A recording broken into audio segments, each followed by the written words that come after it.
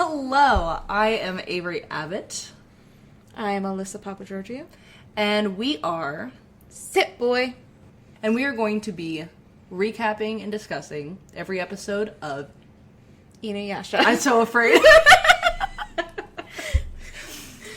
A very important and well-loved show from By me. by Alyssa and many others. Alyssa has seen every episode of Inuyasha multiple times. Yes. And read the manga, and et cetera, et cetera. And I have never seen an episode of Inuyasha. No. You've read a couple of the I manga. have read a couple of the manga because of you. Yes, I know. But still, it's something. Alyssa came to my house one day with a cardboard box bigger than her head, filled to the brim with Inuyasha manga, basically shoved it in my hands and said, whenever you have time.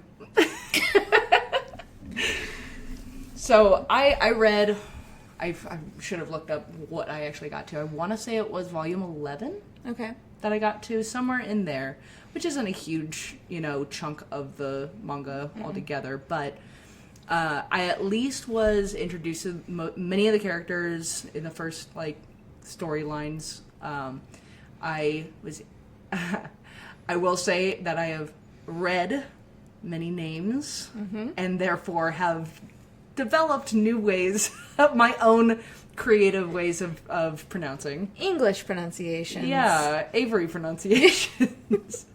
Not even going to say English, just Avery. So this is the thing. I've never seen an episode of Inuyasha. I really like what I know about it. I really like what I've read. I've always wanted to watch it. So back in the day when it was on Adult Swim or not Adult Swim, when it was on... It was on Adult Swim. It was on Adult Swim. Was it also on Toonami?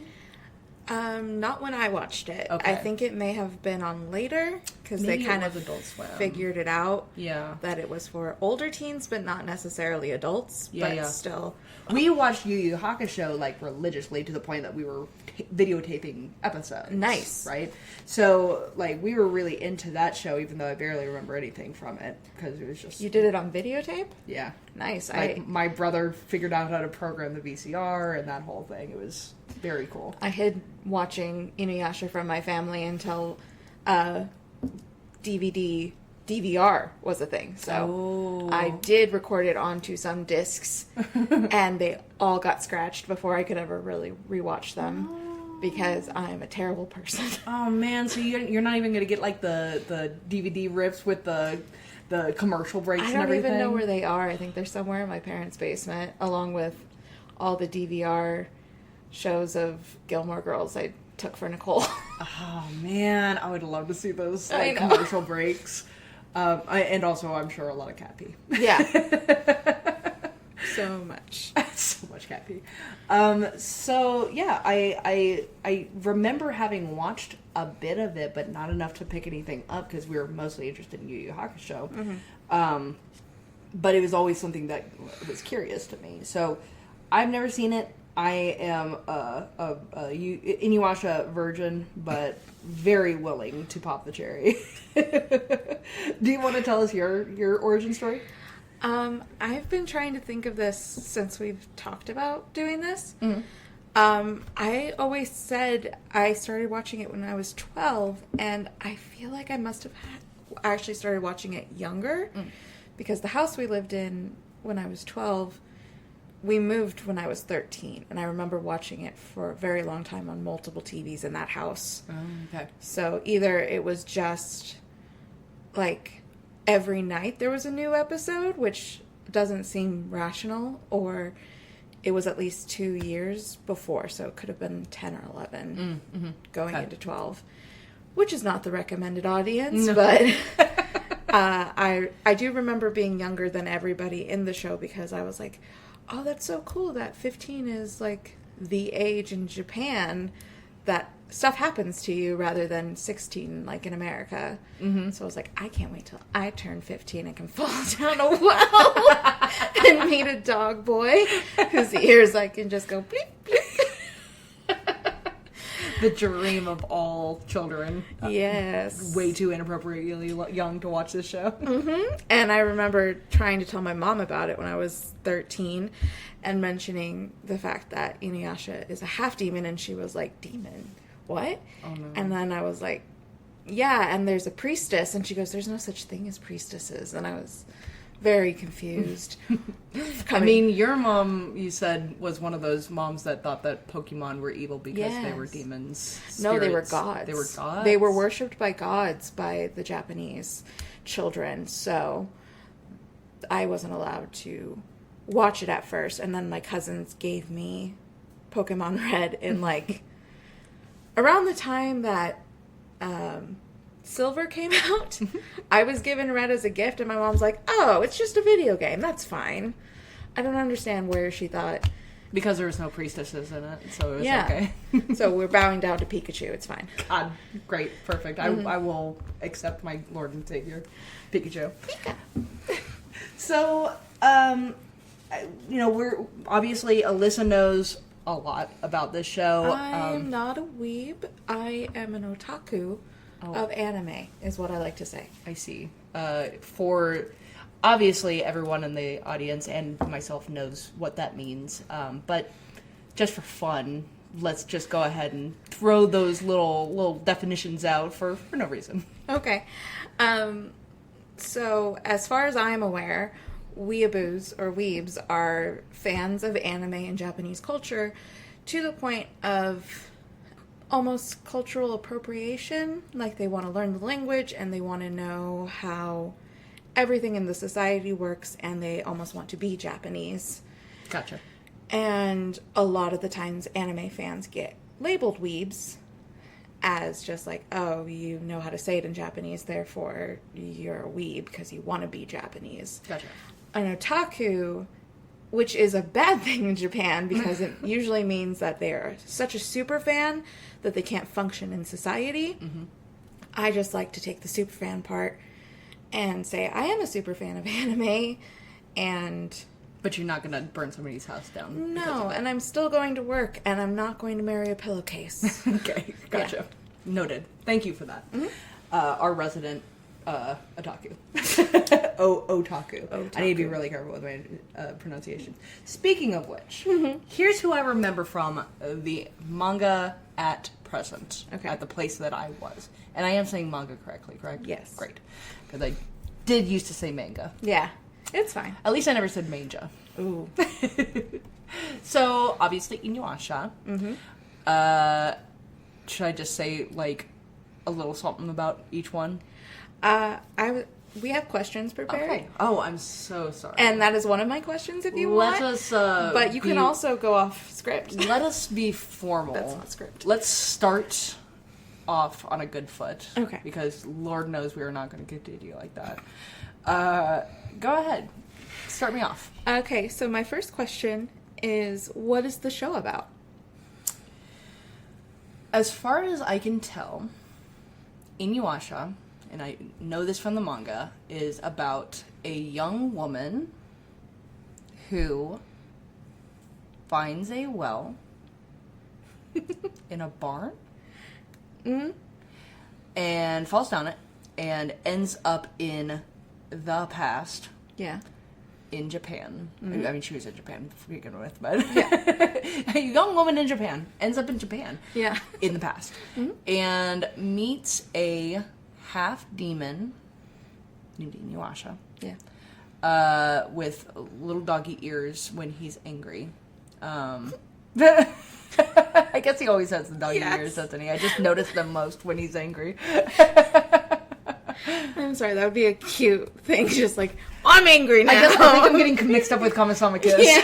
Because he only gets angry ears. He has them all the time, but when he's pretending to be a human, Yes. they They don't only show pop up. when he's Yeah. angry. That's So- true. Anyways, so they are trying to find shards of a jewel that are shattered. And they go on a quest. She can see it. That is what it is. She can see the shards and nobody else can. Yeah. And a lot of the time the shards are in demons that they have to kill. So they're going off on a quest because the shards give great power or something. They grant a wish, maybe? Or am I thinking of Dragon Ball? I don't know. You're... Okay. And so they go along on their quest. They meet people. They meet a small dog boy with a bow. They meet a horny monk. They meet an angry lady with a boomerang, not a giant knife like I thought. Yeah. But she has a big old boomerang strapped to her back, and she's very angry. I think that's it. Yeah. Yeah. Okay. Uh-huh. Who are all the main characters, which you've described them, but do you know all their names? Inuyasha. Okay. Got one. Kagome? Is that how you pronounce it? No. Fuck. Oh, by the way, we will be cursing. Yeah, we can't help it. Sorry. Sorry about that. We've got Shippo, which is a small dog boy. We've got a horny monk. Name is not happening. And then the angry lady I just met, so I do not remember her name. I will say I struggle with anime names in general. Like, Japanese names do not, they stick to my forehead like rubber. They just don't. Yeah. So I will be struggling a little bit, but I will try really, really hard. I'm not going to try and be ignorant about this. It's just, that is a struggle I know I have. And my pronunciation is based off of the dubs, but they do a pretty good job of paying attention to which vowels need stress. Okay.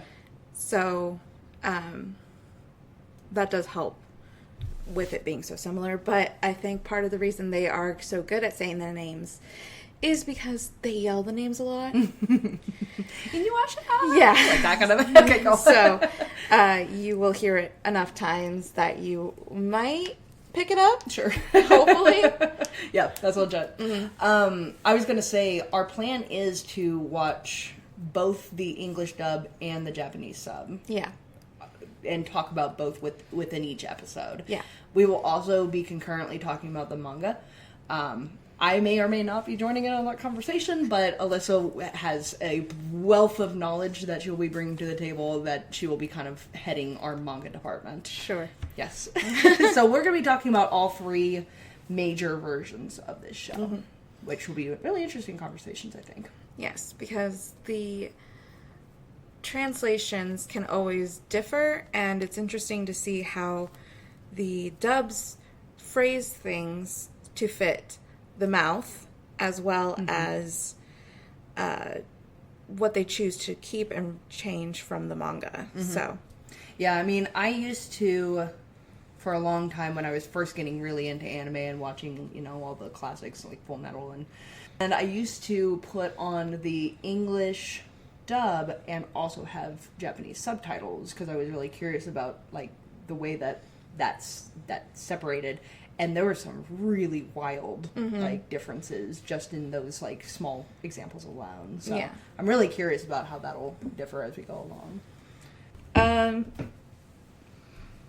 I wrote down what is the show known for, which could be the same as what is the show about. I know one thing that can answer that question is fan service. Okay. We will be discussing the fan service. We will be, obviously, we're not, you know, we know what the show is. We know that it comes from a slightly older time period where we enjoy it and love it for what it is, but we are going to be flagging the overlay. We're going to be flagging the skirt moments and the boobs moments. Yes, thank you.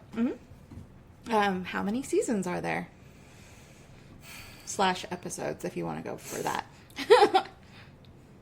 Oh man, I could go way high or way low, and I feel like I'm still going to be way off. I'm just thinking other shows like it, because it ran for quite a while, right? You're not going to give me any hints, are you? It ran for a while, but it didn't take a while to be produced, if that makes sense. I'm going to go right in the middle and say 7. 7 seasons. Okay. I was like, episodes? What? This would be an easy podcast. Yeah. Done and done. You're mostly right. Oh. originally there were 6 seasons. Okay. And the manga was not done, and the anime decided to be done. And then when the manga was done, they went back and finished with the last season. So, Hell yeah! That was just a shot in the dark. That's fantastic. Both of the shows that I'm watching right now have 7 seasons, so I was like, yeah, fuck it. Why not? Why not 7? Hell yeah. Okay, so within that, there's usually like, what, 20-ish episodes in a season? About, yeah. So 140, 150 episodes? Does that seem about right? 167. 167. That's not horrible. No. It's gonna be a long road, but we got this. Yeah. Fuck yeah. I'm so glad that I was in the ballpark. I was like, it's anywhere from 80 to 400. Because I'm thinking like One Piece and that kind of thing, where it's just like this epic. One Piece just hit 1,000 episodes. Jesus so Christ. whenever people are like, oh, Inuyasha's so long, I can't start it, I want to yell, ha ha ha. all the others have so many more. Yes. Just shut up and go watch Cowboy Bebop again. Just leave us alone. Enjoy your 24 episodes. Yes. Anime. Yes. That is horrible. Hot takes from Sorry. You just ignited our first drama. I haven't We're seen gonna it. get our first 5 emails all telling us why that is wrong. I haven't seen it since I was in high school, so 10 years? So who knows? Maybe we'll do a watch of that at some point. That'd be kind of fun. Yeah. Just for a palate cleanser. We'll see. Do you know what this anime ranks as a fan fave? According to whom? I just asked that, and then I looked it up. According to Japan in the early 2000s. Number 1. No. In our hearts and our minds. No. What? It was ranked 20 out of 100 for Okay. Best Anime Series in 2006. Can I ask what the number 1 was? I don't know. Oh, god damn it. I'm sorry. I only researched what Down I on needed. the job. What I needed. What are you hoping will happen in the show? I hope that there is a smooch or 2 between Inuyasha and Kagome. I love a romantic smooch.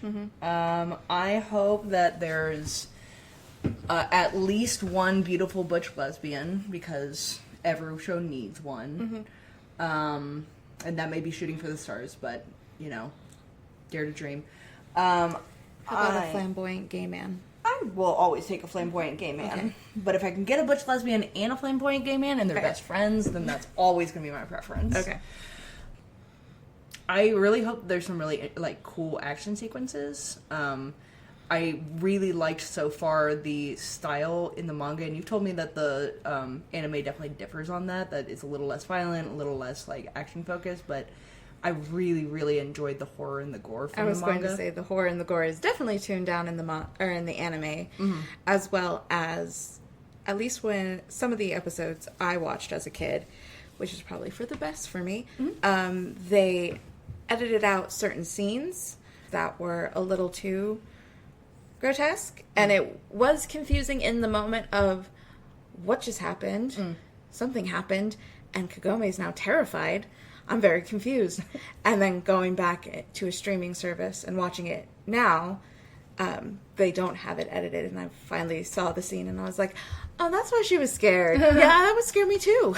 Okay, cool. Yeah. So we're going to be watching it on Netflix, at least at the moment. Alyssa does have the box set. I think you, like, if we're not watching together, I think you should watch it on the box set, and then we can see if there's any differences. Finally, I'm super curious. Finally, an excuse to actually watch the box that I was gifted years ago. Yay! I don't have any other questions other than, do you know the time frame of everything? Like, not in the show or universe, but when the show started and when it ended, or when No, the I manga. don't. I really don't. Okay. I could take a guess at it, because the only thing that I can say is that it reminds me of Sailor Moon in that animation style. So I'd guess, like, 80s? Close. Okay. Tell me. It was the manga published in November of 1996. That was not close. That was very sweet of you. That was not close. I love you for saying that. And the original anime ran from 2000 to 2004. And Okay. the manga did not finish until 2008. Okay. And that's why they had to go back and do the final act is what the last season is called. Okay. And they did that in 2010. Gotcha. Okay. So 96 you said? Mm-hmm. So that's what, like 25 years old? Is that right? I can't do math. Neither can I. Some amount of years old. We'll cut that out. Yeah. I don't want to feel like a fucking idiot. Well, that's really cool.